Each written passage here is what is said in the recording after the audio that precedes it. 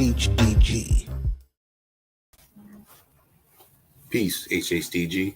We're on another episode of HHDG Media, the podcast. And big shout out to our Facebook group, HHDG, Hip Hop Discussion Group. Peace to everyone out there tuning in. Peace to everyone tuning in right now through our YouTube channel as well. And as you can see on our bottom banner, you can go check out our website, hhdgmedia.com.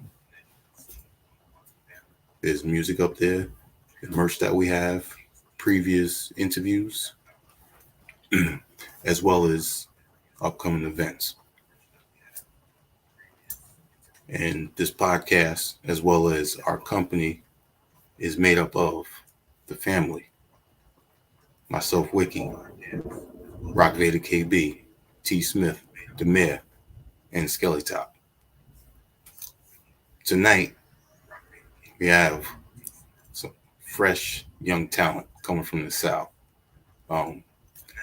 In October of last year, I got a tweet from Measy Boulevard telling me about this artist. And from that one little clip piqued my interest. Definitely, he had the flow, had the content, kept me interested, with the music. He was on it with the music, he wasn't off key or anything like that. So definitely, he's seasoned. He's young, but he's seasoned. And from there, I went and checked out some of his previous work. One being his most recent album, Slugfest. Definitely need to check that out. And then from there, just going down to some of the discography that I listened to. One was Till Fall Comes, and then Cruising, which was also from this year. So he has work out there worth checking out. And again, content. There's plenty of talented MCs out there that can spit bars. But where's their content? Our artist for tonight definitely has content. We're going to speak on that. We're also going to speak on his merch game, a little bit about the family, and then, just his overall drive with MCing. Coming out of Winston-Salem, I'd like to introduce OfAllBank. What's good, family? I appreciate it, man. Hey, thank you for the kind words too, bro. Thank you. Definitely. So before we get into any of the music, tell us about what you're wearing right now. Is that some of your merch right there? Nah, man. I just I got off work probably about an hour and a half ago, man. Just went straight through the closet, diving, Chinatown Market, type of joint, man. So it's a chill day, man. You know what I'm saying? I'm chilling with some the family, so I'm relaxing. All right. Okay. So since we already talking about the clothing, you have the City Savior collection. Correct. Tell us, how that all came to be, as well as the City Savior. Oh man, so the City Savior merch, shouts out to my brother Measy. He helped put all of this together as far as getting our merchandise together. So if you go to OfAllBanks.com, all of our merchandise is there. The City Savior, it came from a classic track that I did a long time ago. While you were speaking on the Cruising album, that is actually where the City Savior actually came from. Cruising is actually my very first mixtape, but it got on streaming last year. Oh, okay. So I was going around, it's actually my first mixtape I ever done by myself. I was in a rap duo prior to that. And then what I was doing was I was basically going by the moniker of City Savior.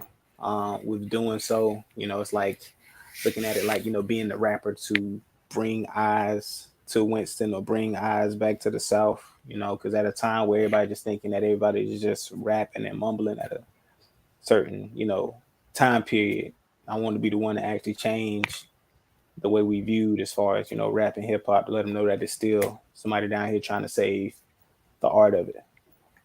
Absolutely. Dope, dope. Mm. Appreciate it.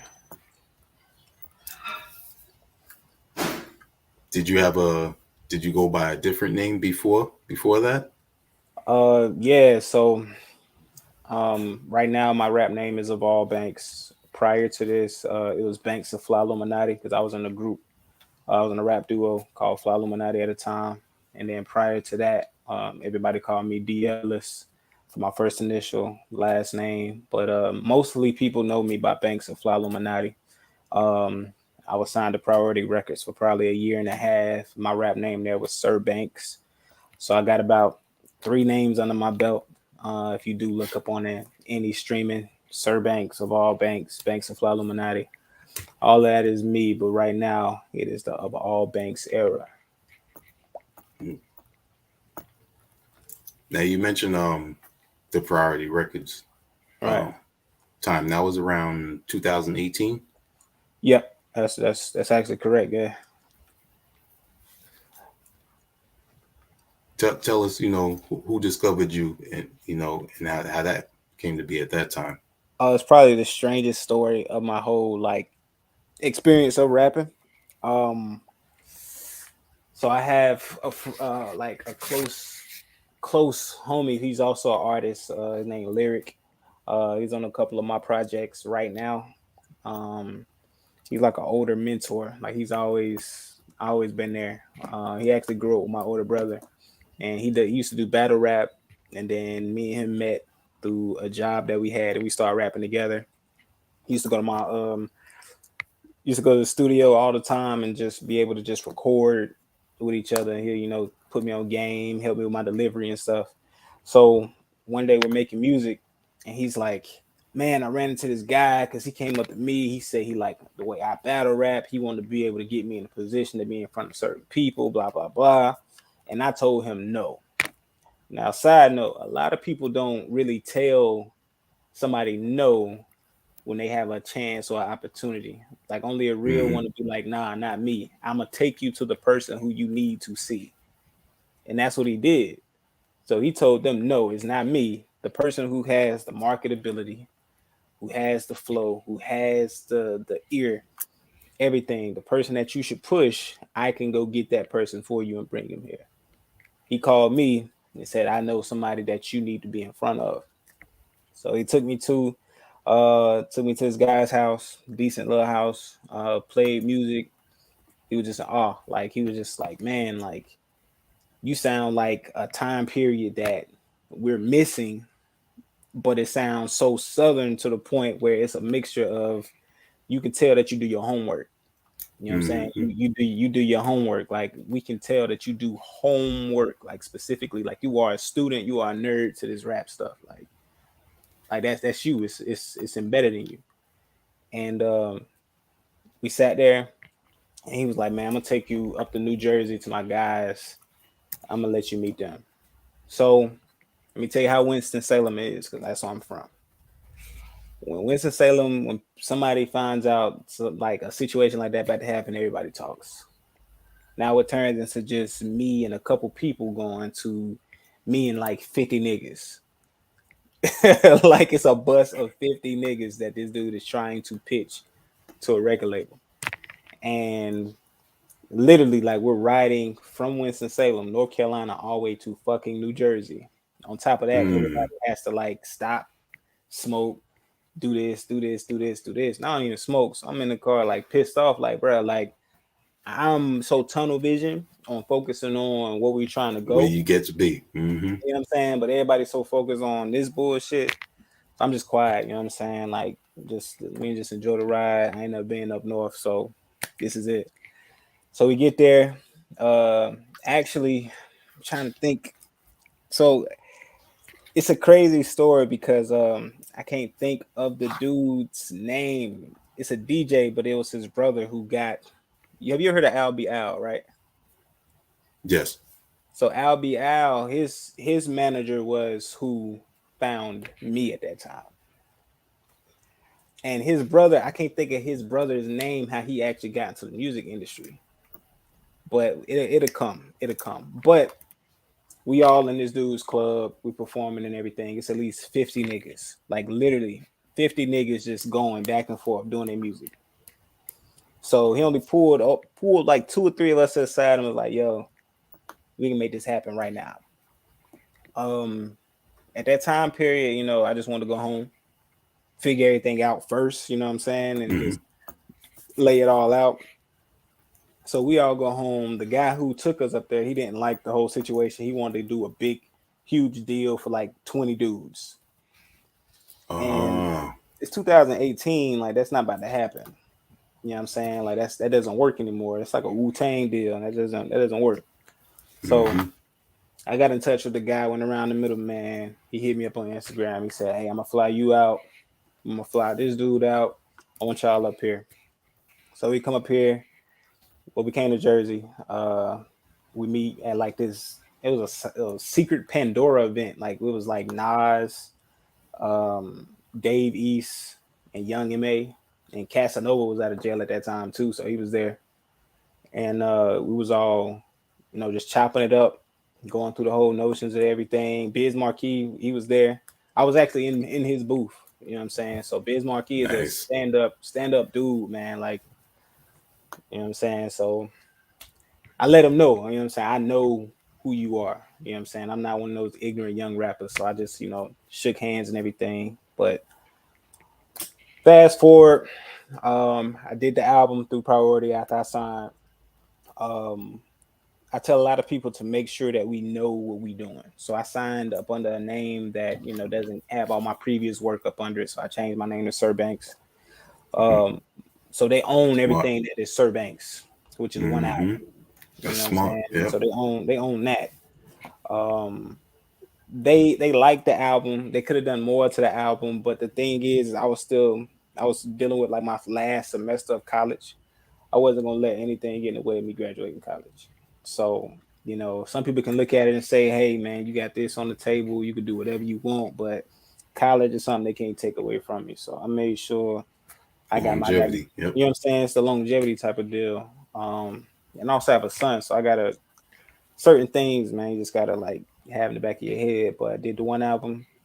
It wasn't, as modern to them as they wanted it to be.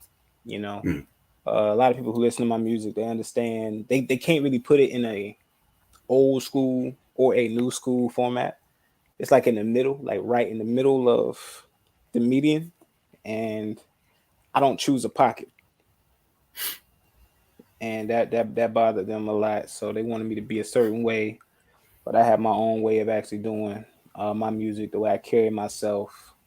So yeah, that's how the deal ended. But they did get their one album out of me. Mm. Now it's interesting how you mentioned that it wasn't the album wasn't a specific way Right, because when I first listened to Slugfest last year, that was one of the things I noticed throughout your entire album. You give all types of flavors. right. So it's like I think in 2018 the climate of rap was getting more back into the fake it till you make it type vibes in 2018. Like it wasn't gangster rap. It was just people just saying shit that has absolutely nothing to do with their life, but people just wanted to hear it. And that's when you Catchy. come with, yeah, you know what I'm saying? That's when you come Mm-hmm. across a lot of these rappers who are really good dudes, but they getting shot. You know what I'm saying? They really good dudes, but they getting robbed. You know what I'm saying? Like, and they always saying that hip hop is such a dangerous job. It's the most dangerous job. Nah, it's not. You ask for the type of attention that you want to have. You know what I'm saying? It's been plenty of people to say, hey, just make that one song, you know what I'm saying, about, Mm-hmm. this. If it blows up, they're gonna like the way the streets work is not how rap work.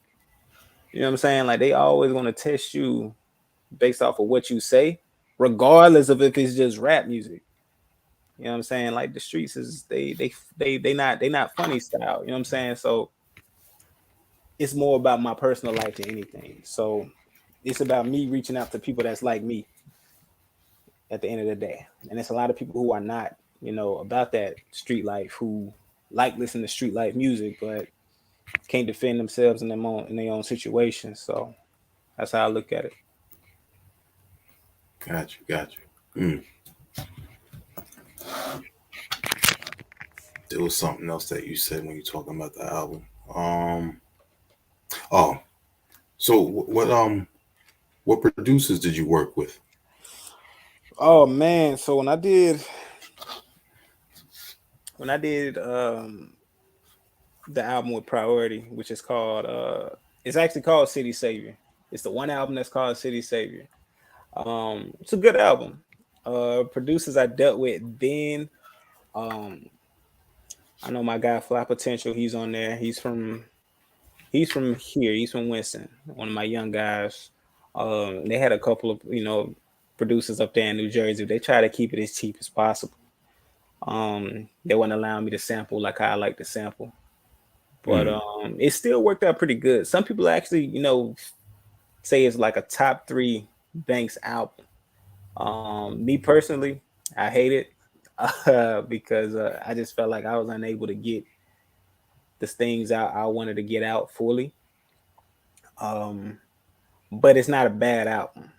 Like I'm just hard on myself. I critique all my work. okay. Like once I make an album, I don't want to hear it no more. Like I haven't listened to Slugfest in like 2 months on purpose.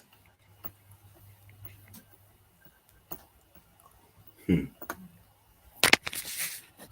Have you always been like that? Once your project is done and out there, you I don't want think to listen that's to it. I think that's a new thing.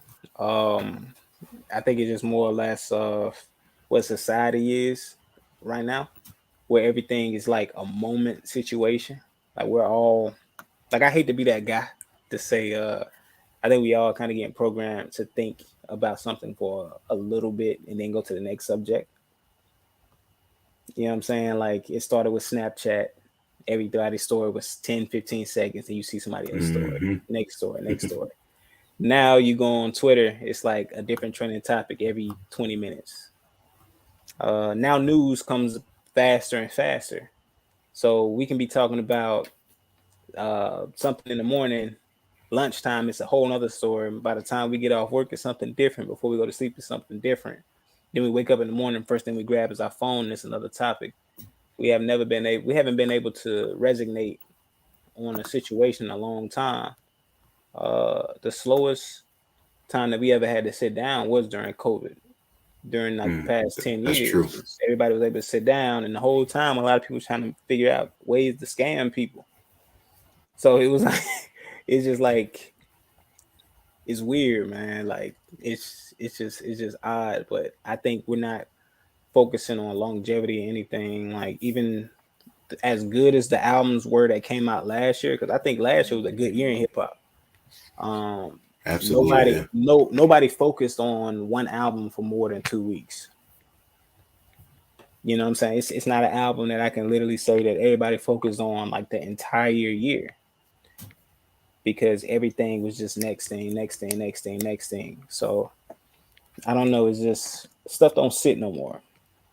Mm. Stuff don't sit like it used to. The meat and potatoes that stick to your stomach. Yeah, you know what I'm saying. Like I remember when Kanye Graduation came out, and that was like the album everybody listened to.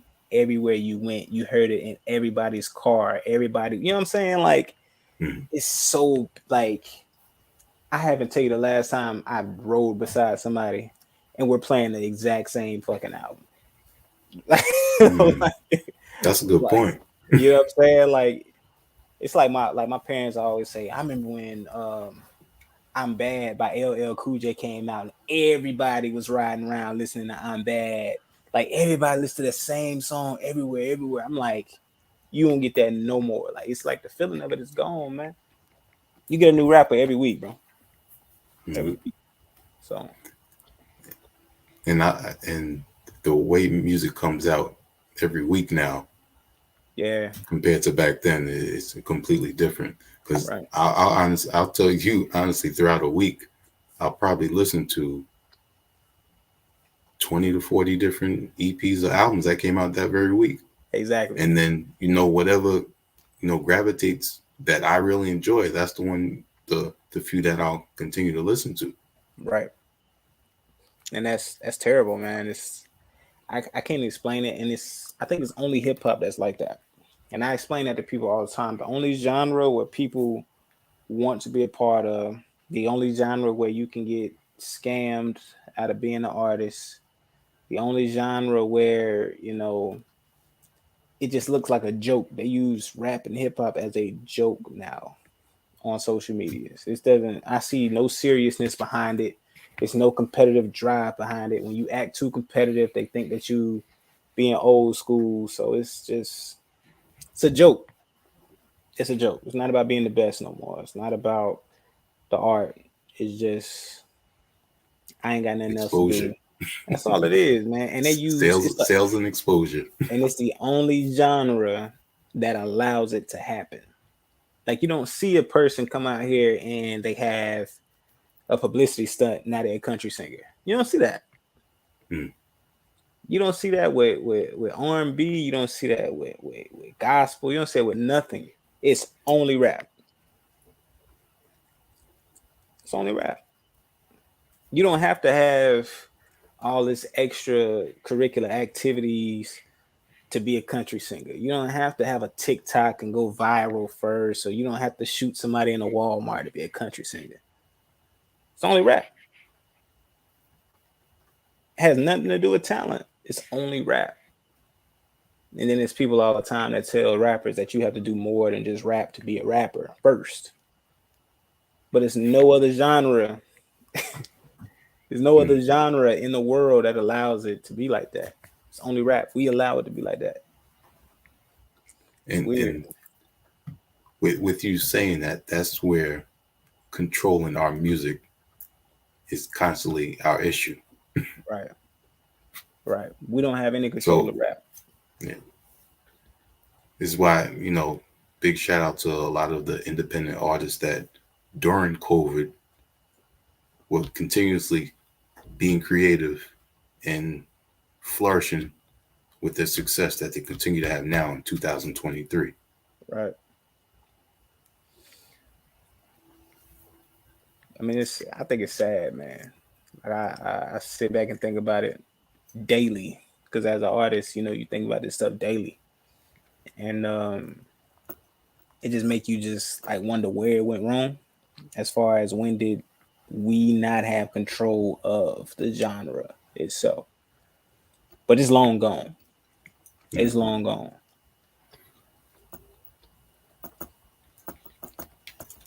Yep. Remember those times when they were saying it was just a fad, and now it's Yeah, everywhere. it's the It's biggest. in commercials. It's the It's biggest. It's the biggest right now. It's the biggest, man.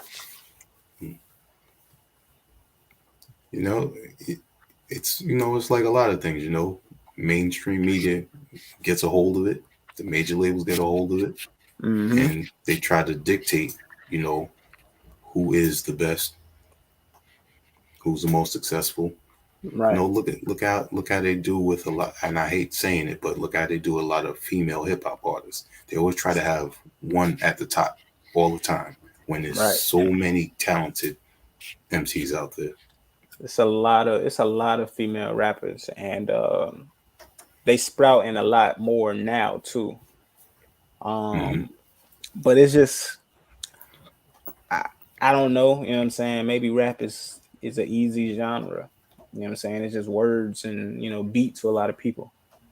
Um, but it's just I don't really like people playing with it. I get real irritated when people just wake up and say I'm rapping now. Hmm. I take it too personal. You know what I'm saying?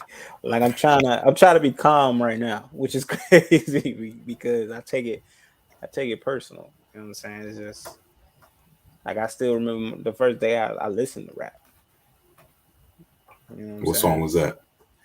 It was actually World. It was a 3 6 Mafia album. It was the World Domination Chapter 2. Ah, okay. And Dope.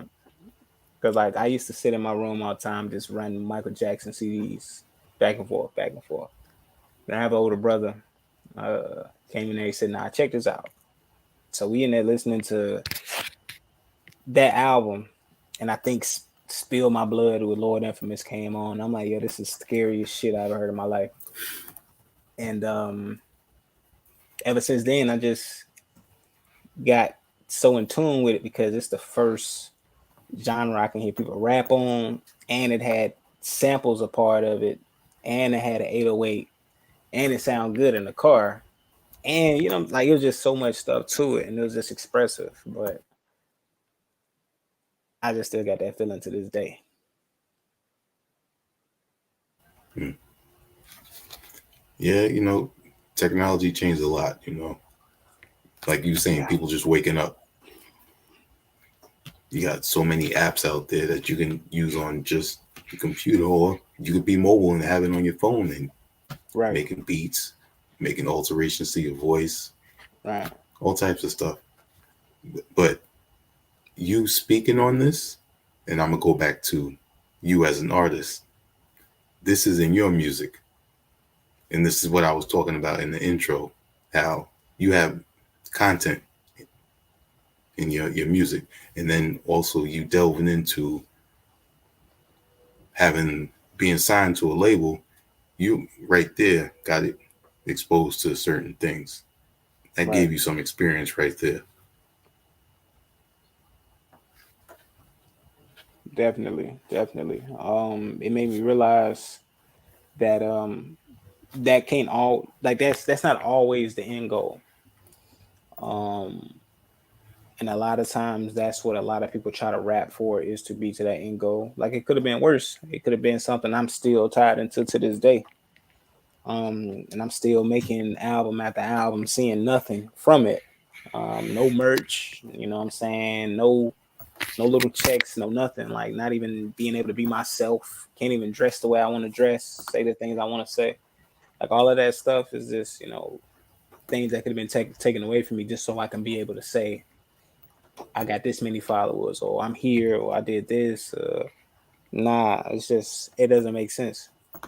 Like if I can't rap and be this person that you see, it doesn't it doesn't mean anything. You got Measy checking in, saying, "What's your 5 year plan with the music?" Measy, what's good, brother? Um, my 5 year plan with the music. Um, I've been having that debate with myself probably in the past like 30 days. It's thinking, am I supposed to have a plan with it? Um, I think our issue was we was having so many high expectations that we was overworking our mental more than just trying to figure out a way to enjoy it again. And Mm-hmm. I just wanna enjoy it again. I want to find the joy back in it. So in that 5 years, I just want to be able to have fun with music. Um, I want to be able to have fun with doing videos, podcasts, interviews. I want to be able to find joy in that again. So and leave an impact. It's more goals instead of a plan, but I think the plan is just to find happiness in the art that we're doing. Mm-hmm. Definitely. Yeah, I feel more of that when artists, DJs, and producers are still having fun with it. Right. That's their best music, their timeless music. Yeah. Unfortunately, I make the best music when I'm in pain, so that's the terrible part. But Mm-hmm. I just want to be able to have fun with it. Them late night, early mornings. Again, I don't want it to feel like a job. It was a point in time I Mm-hmm. was feeling like I have to do this because there's so many people that saying I'm supposed to be there. I'm supposed to be this. I'm supposed to.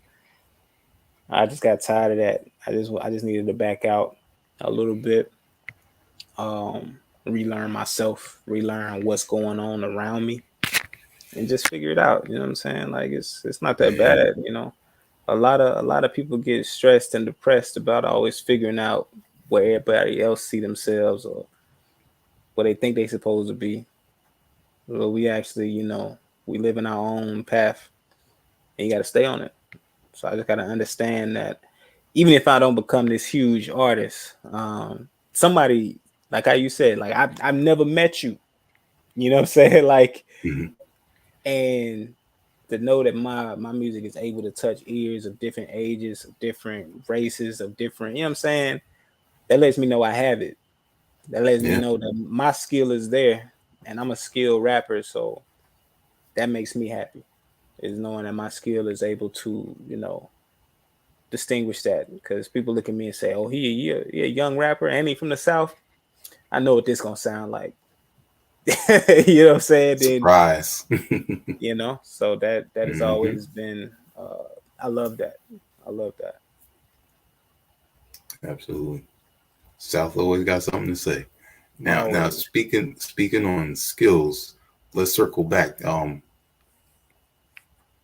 When you graduated, what did you graduate with? What was your degree? I have my bachelor's in psychology. I went same state, HBCU. Um, so I went to, and the reason why I did it, just how big of a rap nerd I am, is I seen Lil Wayne went and got his degree in psychology, so I said I wanted to.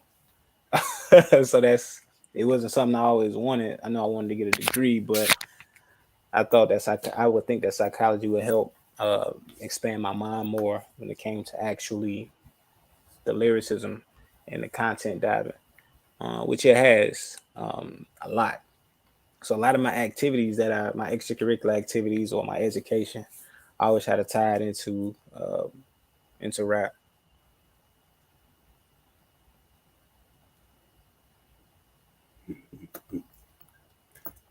On the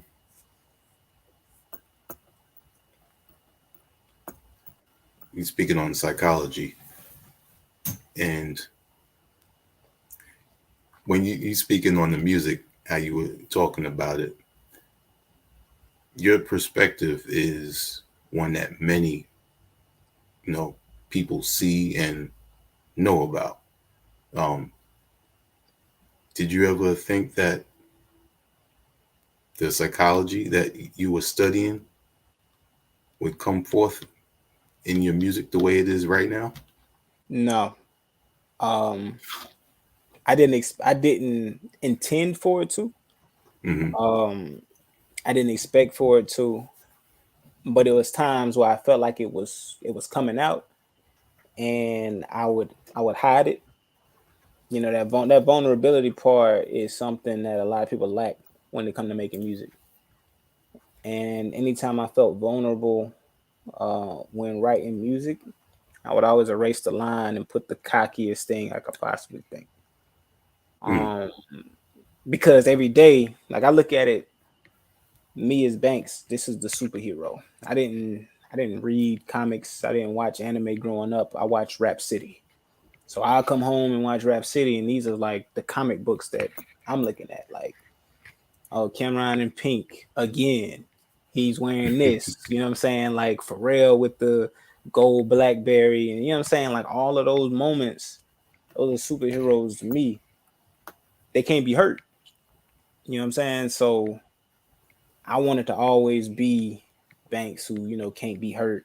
Banks with the bitches, Banks with the foreign car, with this, with this, with this, and then you get older. You know what I'm saying? Like Hmm. the mindset just oddly changes. Like at first it was, yeah, it's the dude, the nerd. Now I got all the money and the bitches. That's why they call me Carlton Banks. Blah blah blah. That's that. But then you get older and it's like, man, like life is real, bro. Yeah. So I gotta tell you about a little bit of all this now. So it's like a mixture of both. Um, I guess you can call it black psychology more than anything, which is a real thing.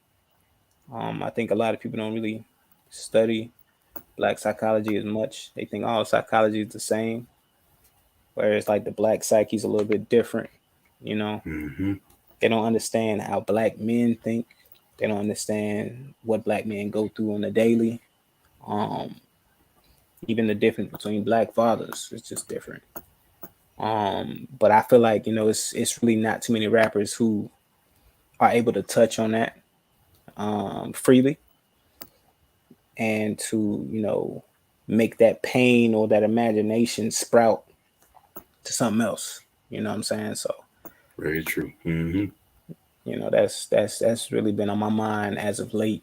And on the Slugfest album, that was a lot of things that I was looking into being more vocal on, just trying to figure that out. Definitely, definitely. Some true words right there. And let's segue to fatherhood. Another part of, growing, becoming a Right. man, maturity. Right. Well, I have a son, 10 years old, named Princeton. Uh, it's a wild kid, man. um, he acted like me a lot when I was younger. Um, Never got in any trouble really. Just quiet thinkers. Like we just sit back and just think all day. Um, I was just always just trying to figure stuff out. I always got questions. Curious, real quiet and curious at the same time. I had him when I was I want to say going on 21. So I was a young father, just like me and my dad had our first kid at the same age. Um, Mm. I remember having to tell my dad had a child on the way. One of the craziest stare downs I ever had in my life. Like he told me, he said, "You gonna stay in school and you gonna keep a job, just like that." I looked at him like, man, anybody trying to quit? That had to be the hardest time of my life. Like literally, like it was like shit was not easy, man. But like whenever I want to like give up, like it's a lot of times, you know what I'm saying? Like a lot of us just we want to give up, especially black dads, bro. Like we just it's a lot, man. Like we gotta go through a lot of shit before we can come home and see the people we care about. Got mad. You know what I'm Mm-hmm. saying? And they don't that side is a little bit different story to tell to, the black woman or the white family or anything like that. It's get beat up all day. Yeah. You know Yeah, what I'm it's life. saying? And we gotta walk in and we can't show any type of negativity, no aggression.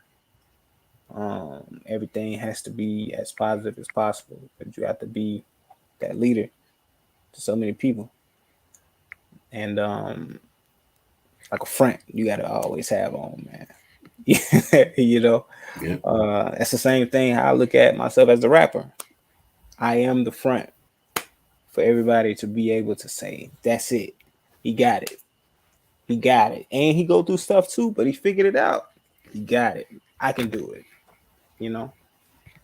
But that's the reason. Like my son is like the reason for a lot of reason why I graduated college. Reason why I go so hard with music. A lot of stuff. I just wanted to be able to say, "Hey, my dad did this. Like that mean I can Mm-hmm. do it better." Like my dad told me to do everything better than him. My dad loved my music. Play my music all the time, man. Going in like all the time. He playing it in his car, playing it. Got the merch, the hat, the hoodie. Like he like one of my top people. But he told me to be better than him, and he meant that. You know, he wanted to complete college. He didn't do it. He told me I better do it. I did it. Now my son got so much stuff that he got to do. So much stuff he got to do. So yeah, man, it parenthood keep me grounded. Yeah. Sure. I tell my two sons, you don't want to be like me. You want to Hmm. be better than me. Elevate off of what I've done and go Right. higher. Right. Right. I feel a lot of people got to understand that transparency. You gotta be transparent as a parent. and older generations of being a parent, they not as transparent as we are these days. Mm-hmm. You know what I'm saying? Like you can't hide the wrong stuff because they'll never learn, they'll never understand. Some things you really got to tell your kids what's going on so they can really learn how to fight it. It's a lot of secrets we just not finding out as grown men that I, you know what I'm saying, that our family had from us. But if you would have knew when you was younger, you'd have been like, shit. Yep. I would like, bro, I could have been past this. Like, it's a transparent, like, it's different now. Like, we able to have those conversations, and the kids are way smarter now. Like, they catch on to stuff so much quicker. And you don't want to be no lie to your kid because they found out before you did. You know what I'm Mm-hmm. saying? Like, you can sit here and tell them the tooth fairy real. They got their phone and Google it. Now you're a liar. You know what I'm saying? So it's crazy, man.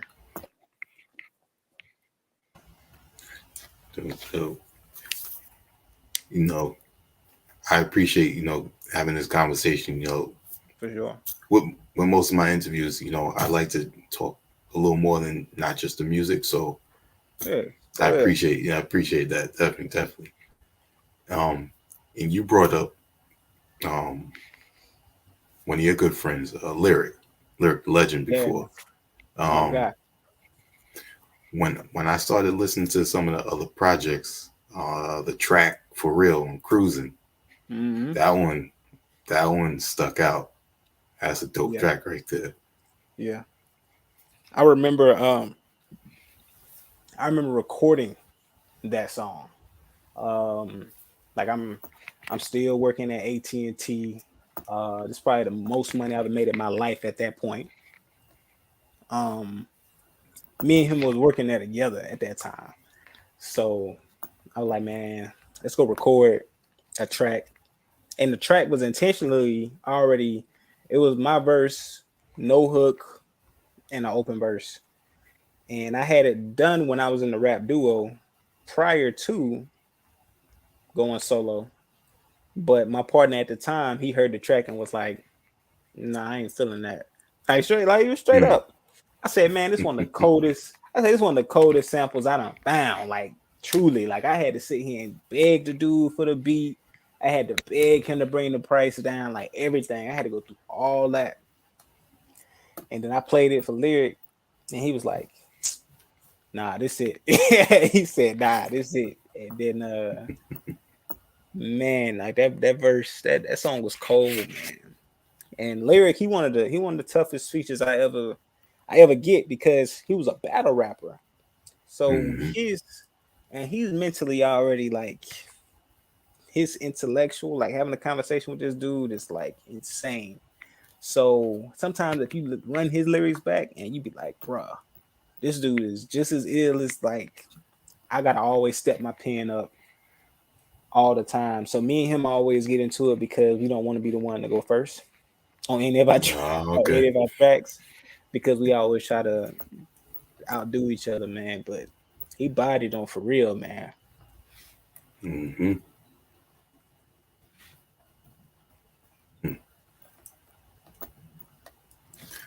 So tell us a little bit about uh, your writing process.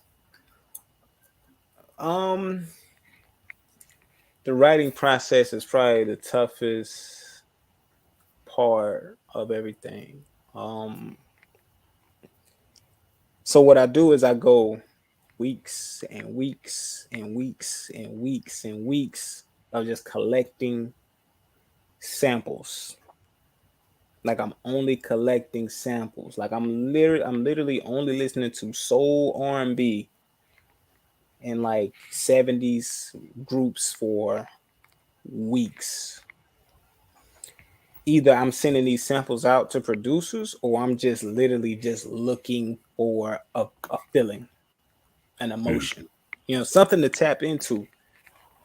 So I'm overly listening to it. So let's say I'm listening to the stylistics on repeat, just overly listening to the stylistics. And something to just click from something that they said, and I just started writing a line a piece. but I never write the full rap. I'm just writing just bars, and I Okay. collect them. So I put them in the folder where I just collect bars. Either to be a punchline or either to just be a bar. Um, so I'm collecting them, and then I categorize them in which one could all be in a certain category. Then after I categorize them, then I actually go weeks and weeks and weeks of looking for beats or collecting beats that people send me. Then I start putting them in folders by moods, by different types of names, and I'm already automatically adding album covers to these beats. You know what I'm saying? Like I'm trying to get a view of it before I even rap on Mm-hmm. it. You know what I'm saying? So I'm automatically, getting a view of how it will be put out, how it will be um, seen by everybody else. Then eventually, I just have to listen to the beats while I'm driving. That's what cruising came from, is because all those were done while I'm just driving, writing in the car the entire time. Everything sounds better or different in the car. Car, absolutely. You gotta do that car test. That's right. So I'm writing and everything, and then boom, I make sure at least 70% of the song is done. Then I'm recording it, and it's line for line. Like I have to repeatedly yell it over a max volume of the beat. Like I have Mm. to. I don't want to hear myself, but I want to yell it because I want to hear it right here over and over. If it don't sound right coming off my chest, you know what I'm saying? With everything Mm-hmm. else hitting around me, it ain't good. So I basically go by that. That's the Okay. process. It's like Mm. a feeling. It's like a feeling more than anything. Yeah. It's like an old saying when it comes to cooking. Cook with your soul. Right. Right. Like I feel It's the like best food that you can make. when I listen to like a rapper like DOC, like I think DOC don't care what he said on the album. Like he just everything felt a certain way. Like he didn't waste not one breath through that whole album. It's a very slept on album, but it's an album that I listen to make sure that I'm on the right path as far as how to deliver it. Because I just feel like he didn't waste a word, a breath, nothing. Nothing was wasted on that. No One Can Do a Better album. Like it's just crazy. Mm. So you mentioned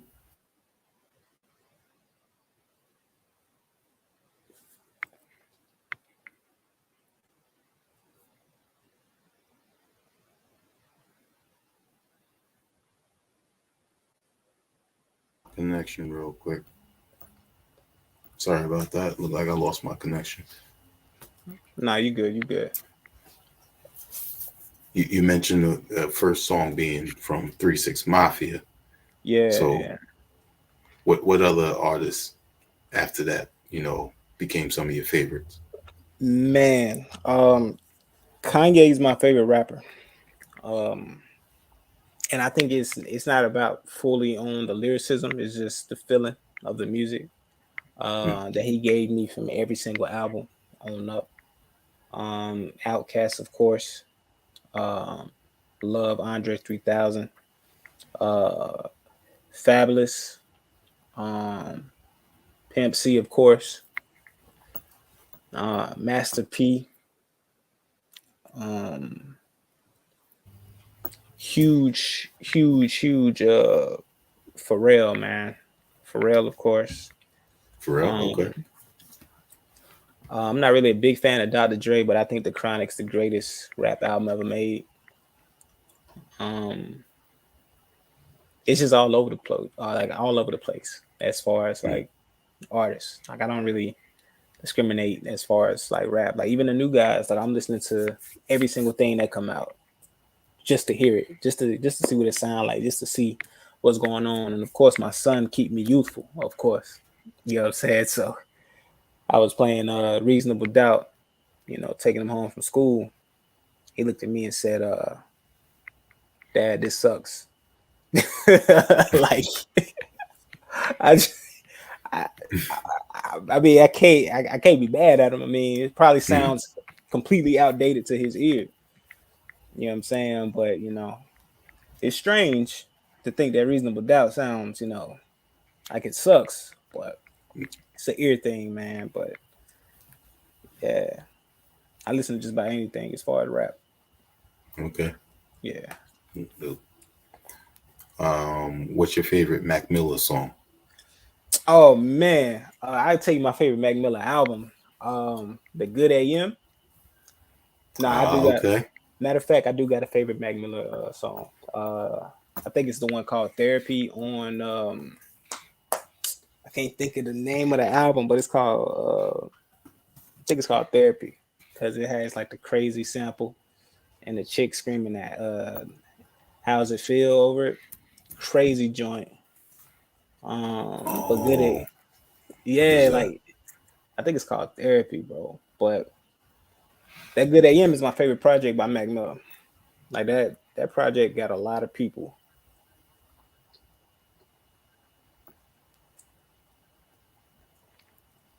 That joint got a lot of people like I put a lot of people on Mac Miller about that Good AM joint. Hmm.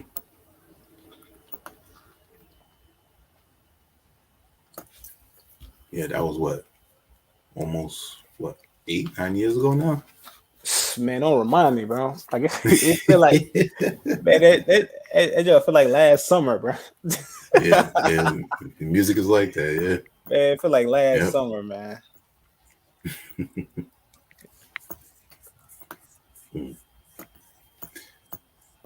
One more. Uh, Public Enemy.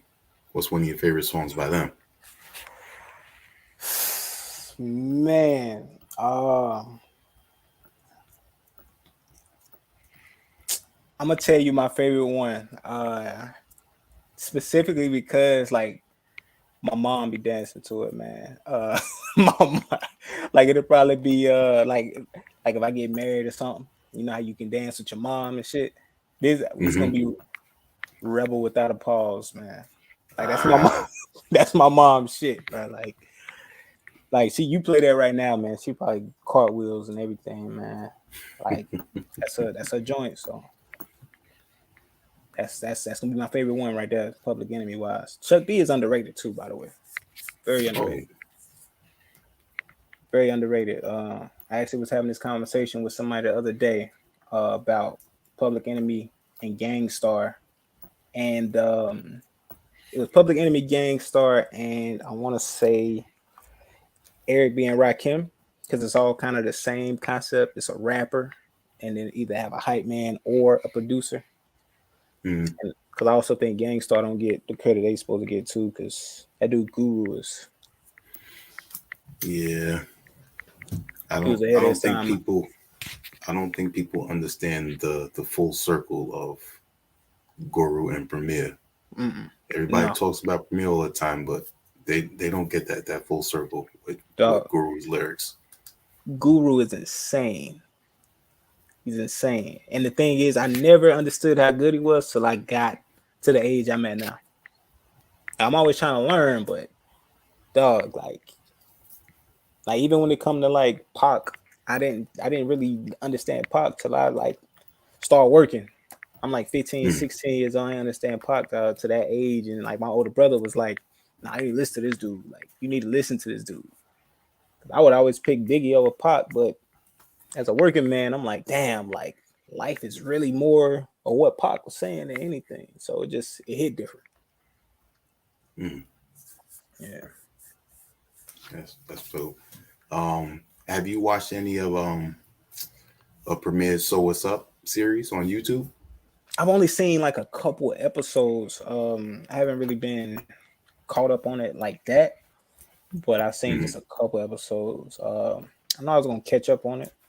I see a lot of people tweeting about it. A lot of mm. people have tweeted about it. Yeah. Speaking of Guru, definitely check the last one when he's talking about the track code of the streets. Okay, I'm gonna take a note of that right now. Actually, okay. Yeah, I'm not gonna give anything away. I'm just definitely check that one out. I'll definitely I be found sure to out a do few that. things that I had no idea about, but that's why I enjoy listening to behind the music things like Right, that. right, man. I mean, a lot of people can't be hip hop nerds, man. They don't deserve it. They ain't deserving of it, man. So I get it. Mhm. Now let's talk about Slugfest, Okay. most recent album. You like I was saying in the intro, and then during this interview, you give many flavors on the album, and again, can't judge a book by its cover. Content, content, content. You got some food for thought in there. And this is one of the reasons why I asked you about Public Enemy as well, because that's a conscious group right there. And you talk about many relevant things for the black community to, always put into question. And this also coincides with what you're talking about with the music industry. And with all of that, still given the bars. It's But tough. Um, I appreciate you for noticing everything. A lot of people they hear the beat. They hear all the sounds and they hear all the bars and the catchphrases and everything, but they don't really hear the vulnerability behind it. They can't hear between the lines. It's not for everybody ear. I'm an acquired taste, and I'm fine with that. But for those who have the ears to understand that, it is highly appreciated. Um, that album it's one of my favorites specifically. Um, it did what it was supposed to do to me personally. Um, I wanted it to have a southern twang. I wanted it to have samples that just would just knock you out first. That you got to restart the whole song to catch what I said. And that right there alone, like you said, Public Enemy got a lot of tracks where the beat is first. mm-hmm. You know what I'm saying? Like, what was it, Hit Squad who did that joint? Yeah, Bomb Squad. Bomb Squad, Bomb Squad. Yeah. So Bomb Squad was so nice with the production first. Mm-hmm. Like people don't understand. I think Bomb Squad did what No Vaseline, right? For Ice Cube. Like they did a lot of those I tracks. think they did. Yeah. Yeah, they did all of those Ice Cube tracks after he left NWA. So they hit different. And for you to be able to put words on top of that to allow somebody to have a double situation where, oh my God, this nigga is rapping about something. Like, oh my God, this sample is like, oh my God, the Mm-hmm. 808s is just, you know what I'm saying? Like that right there is just, it's too much for some people. Some people have literally told me, your rap is too much. It's too much. It's too much of a situation. Like you have to dumb it down once. But I wouldn't be me if I did. So I had to make sure that Slugfest is, you know, the feeling that Mr. Don't Play Project Pat gave me as a kid. I wanted it to be intellectual enough that if people can pop in and listen to dad say that they understand what we go through. I want it to be understood as you listen to the song Slugfest and you understand that I look at it as if I put these gold teeth in, you're gonna look at me completely different than what you did with them out.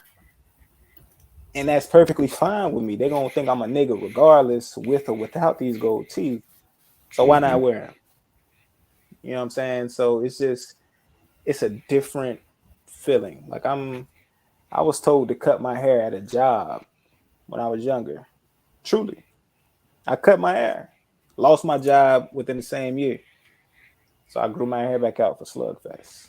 Because I'm a nigga with or without the hair. regardless of what you do, you're gonna always place that title over me. Um, and that's why, it is what it is. Every song on that album has his own trauma or either his own success that I went through at that time period. I just want people to listen to it to their own enjoyment. If you want to dig deep into it, you're gonna have to sit down and study it because it's there. But I mean, it's one of my favorite albums that I ever made. So it came from. I think I went on a 1.5 year hiatus of not doing any albums. But I felt like it was the album that needed to be had, what needed to be dropped. I just wish that more people, listened to it and understood it the way you did, sir. Appreciate that. And I will continue to let people know about it. Oh yeah, please do. Please do. And the merch is out of allbanks.com if anybody wants any Slugfest merch, because it's really good merch. Really good merch. There you go. And being that you said this is, one of your best albums, what came with the decision to put it on vinyl? Um, Vinyl comes with an experience, and I feel like it gives you that classical feel enough that you can listen to it on a vinyl or just feel it in your hand and say, this is on this vinyl. Like right now, we're at a time period where we think that only classic and records are on vinyls. Whenever you go platinum, they send you a platinum vinyl. Whenever you go gold, they send you a platinum, like a gold vinyl. It's more of a symbolic thing. It's like a token more than anything. Like, I don't expect nobody to just rip it open and play it, But if somebody rip it open and play it, I mean, by all means.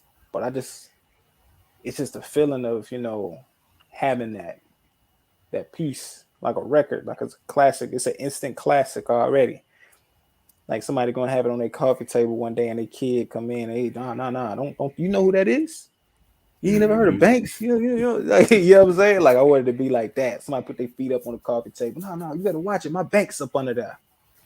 You know what I'm saying? So I just want to be able to, instill that vision of it's already a classic. Here's the classic vinyl. It's packaged up. Do what you got to do. Yeah, absolutely. And that feeling is part of the reason that I still purchase vinyl. Also, with the fact that I had an uncle that taught me how to DJ, so Ah, I was always around it. so that's dope. That's dope.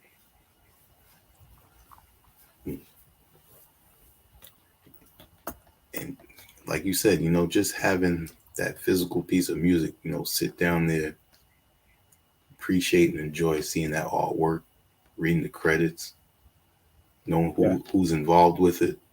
right. It's an experience. Like I don't understand how people now they don't have a book to go with the CDs no more.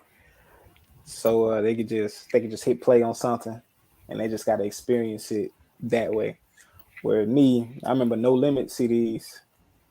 You take the book out, it'd be like a whole The book whole full of yeah, other No Limit rappers in it, other No Limit albums coming out, the No Limit shirt. You know yeah, what I'm saying? yep. I think Doggy Style had a comic in it. You know what I'm saying? Like it's stuff that it's like the small things, it's the experience, and I feel like a lot of people are missing the experience of rap. That goes back to the topic of it's here and then it's gone. We're on the next topic. Here and then it's gone. Nobody's experiencing nothing no more, man.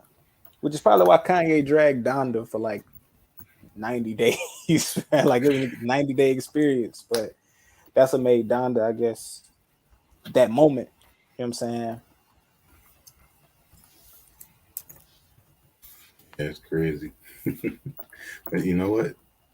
He knows what he's doing with the marketing, Oh, so I'm not mad oh, at him at always, all. always. Kanye is a genius, regardless of his antics. The dude he's an artist, man. He's an artist first.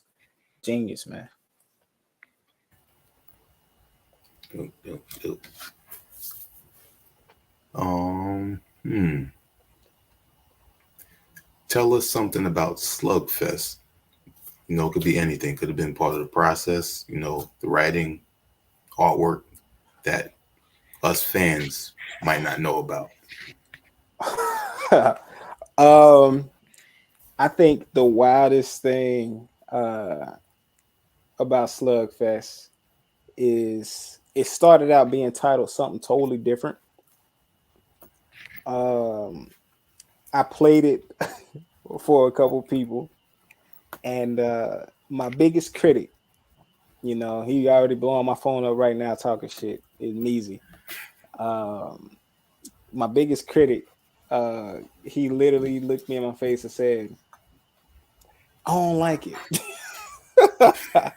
So he was like, "I don't like it," and we had this conversation probably for 3 fucking hours of how much he did not like it, and it was probably the worst feeling ever because he ain't never told me he ain't like some shit straight out like that, like a project. Like he'll say, "All right, we can fix it. We can change the order of it. We can add this track. We can take this track." He said, "Nah, I don't like it. You could drop it, but I don't like it." And it just put me in the mode. I'm like, bro, fuck that. Like I'm about to go make some music that sound like me because initially the album wasn't supposed to sound like this. It was supposed to be more vulnerable than what it's supposed to be. Then it turned into Slugfest, and yeah, man, it wasn't supposed to be Slugfest. That's all I know. The process was wild.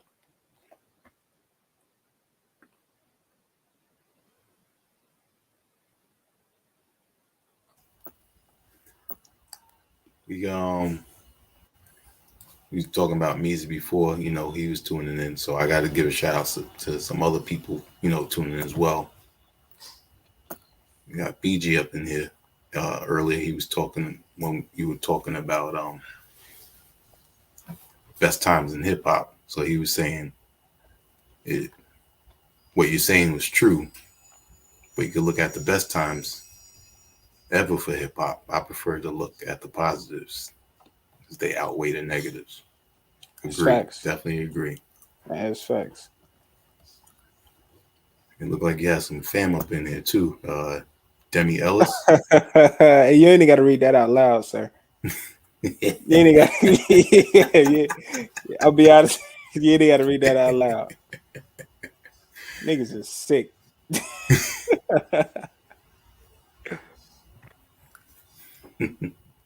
Jesus Christ. Mm. All right, so I got a few more questions. One, you got the clothing out. I noticed, last year when Meezy first mentioned me about you, I see you into the clothing. Love it. Love it. That's like you always been down like that. I probably buy clothes before food. Um, it's yeah, it probably buy clothes before food, man. And I think it's more or less of um, I got it from my older brother, my mom, of course. Like just being able to just like the first fitted hat I seen was my brother's, and I thought it was the dopest shit I ever seen in my life. And I guess just always wanting to be clean and fly all the time just was a statement. Like you never know who's gonna see you. You never know That's the true. impression Yeah. you're gonna set. Um, it just and I like experimenting with stuff that I know people don't really know nothing about. In Winston Salem, people don't really know too much about certain clothing lines, and if they do, they just now getting hip to it. Okay. Like, it was a time period in high school I was wearing stuff that people was like, he's weird. Like even to this day, people say, "Yo, he's weird." I know y'all ain't gonna get it. I mean, I know you're not gonna get it, but that's what makes it so much fun. Just by wearing certain things that people don't understand, people don't get, people don't know nothing about. And once I leave out of Winston-Salem, it's like everybody like, oh, you got the, is that the? So it keeps me competitive. Mm. Clothes is it's a nice shell, it's a nice outlayer for everything. But I will buy clothes and shoes over food any day, any day, man. Okay. Dope, dope. Now I got a two-sided question. Oh, I like these. One, um, what artist or producer would you like to work with? And is Sauce Walker one of them? Man, the Jesus, the artist and producer I would love to work with. The answer is always going to be Pharrell. The dude is just a monster, regardless. I even think as a rapper, he is nice. You know what I'm saying? But production wise, this dude Pharrell is a monster. Sauce Walker, oh shit. Like Sauce Walker probably has the best album I heard last year. Um, if I had all of like, if I was in the predicament that Sauce Walker's in, Slugfest was supposed to sound like his album that just came out. Literally, like that is the sound I was going for Slugfest was what Sauce Walker just put out. Hmm. You know what I'm saying? Like the unapologetically I'm from the South type of shit. This what the fuck I've been through. Do you hear what the fuck this is? Like that right there blew my mind. Like that's like what Pimp C wanted the whole time. Right, right. Yep. You know what I'm saying? Nobody is as flashy and flamboyant as us down here in the South. You know what I'm saying? So I don't understand why we choose to copy other people down here in the South, why we choose to do all this other stuff. Like we was all about being different, every single person. And the thing that Sauce Walker does is he makes sure he sounds completely different, looks different. Hmm. Everything is so southern, man. It's just like it's beautiful. It's beautiful. So Sauce Walker is definitely on my list. Man, he's on my list. Yeah, man. I definitely appreciate, just his personality and his approach with his music. And Right. even when he did a track with Derringer from Griselda. Yep. And I think they're supposed to be coming out with an album. And Yep. still he still killed it. Yeah, man. This dude's good, man. And by the way, man, Griselda's like that's the whew. Yeah, man. Yeah. They give me hope. They give me hope that people still like rap.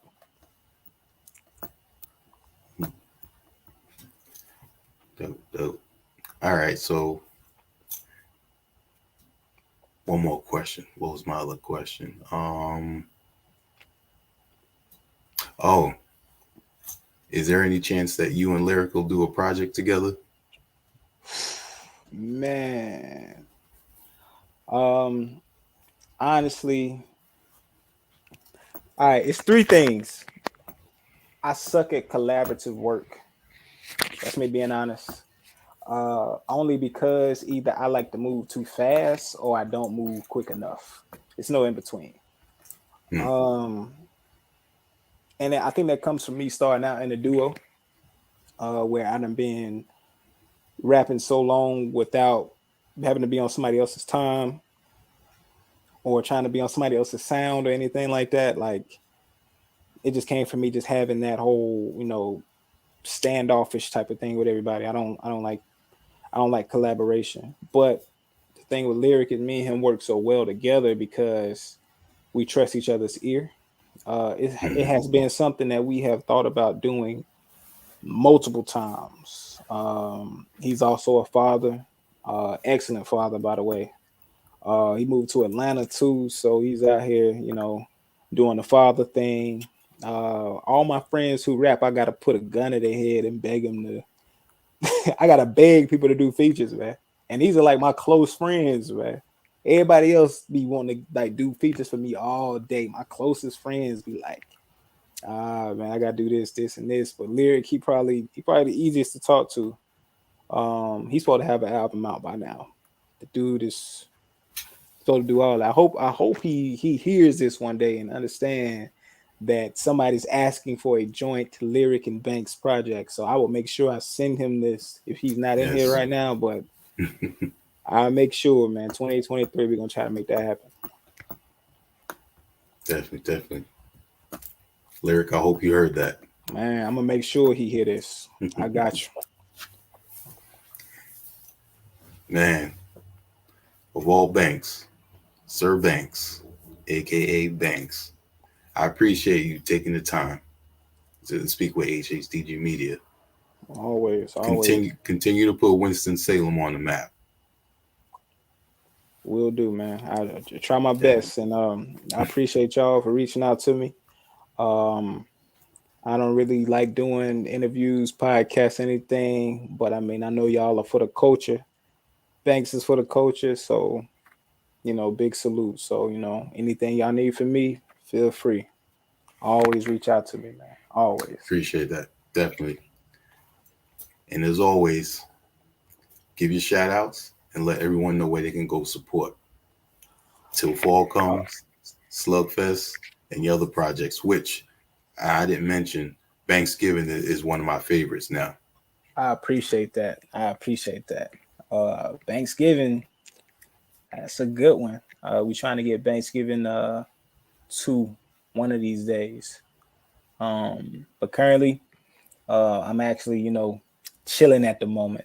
You know what I'm saying? I'm on a writing hiatus. So if you notice I haven't been on social media, it's because I'm on a writing hiatus. I have to stop looking at y'all. Measy said he about to leak that Lyric album. Don't do that to my boy. Do not do that. Do not do that. But the main thing is, I'm trying to, reconnect back with music right now. After you write so many songs and so many lyrics and so many bars, you just got to take days off. Right now, I'm taking days off. For other artists, make sure you take days off. Make sure you refresh yourself. Make sure you keep a clear mind. Make sure you don't lose who you are. Follow me on Instagram. I'll eventually get back on there. I posted today because these are my guys, his family right here. But make sure you follow me on Instagram. I promise you, I will check you out. Sir Carlton of all banks. All right, Sir Carlton of all banks on Twitter _Carlton Banks. I don't really do TikTok, but if you see me on TikTok, follow me. Okay. Make sure you go to the website of allbanks.com. Cop merch, cop vinyls, cop merch, cop vinyls, and merch. Okay. Let me think. Follow my brother Measy Boulevard. Please follow him. That dude is the man. He is what keeps everything rolling. He helps everything pop off. Y'all have any ideas, reach out to Mr. Measy Boulevard. All right. Make sure y'all go see the homies at HHDGmedia.com as well. Whatever banks say, do it. That's all I'm asking. Just do it. Just do it. That's all I'm asking. Just do it. All right. But in the meantime, we'll see what the 2023 holds. I'm a man of surprises, man. Man of surprises. So we're gonna see what we can roll up, man. I'm good. Appreciate that. On behalf of our HHDG Media crew, we're gonna say peace.